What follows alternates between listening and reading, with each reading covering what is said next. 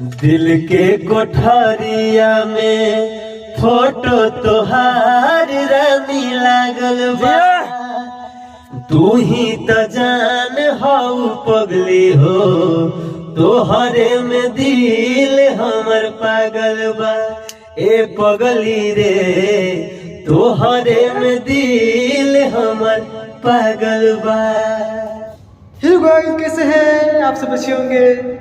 और 2 दिन के अंदर में धमाकेदार वीडियो लाने वाले हैं इस चैनल से, तो जल्दी आप लोग के बीच आएगा कि किस तरह रिकॉर्डिंग मेरा हो रहा है पटना में।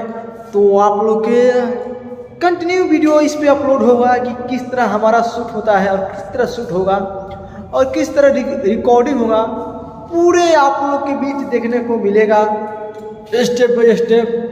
तो आप लोग इस चैनल का आप लोग सपोर्ट कीजिए और अपना भाई के भी सपोर्ट कीजिए, ताकि आप लोग के बीच अच्छे क्वालिटी में वीडियो लाता रहूं। अगर आप लोग इस चैनल को सब्सक्राइब नहीं किए हैं तो जरूर इस चैनल को आप लोग सब्सक्राइब कीजिए और अपना भाई को जरूर सपोर्ट कीजिए, क्योंकि दिल के कोठरिया में फोटो तोहार रानी लागल बा।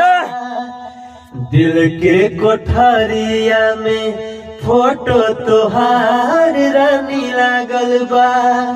तू ही त जान हऊ पगली हो, तोहरे में दिल हमर पागल बा। ए पगली रे तोहरे में दिल हमर पागल बा। ये लिख लेंगे तो सर अभी क्या करें।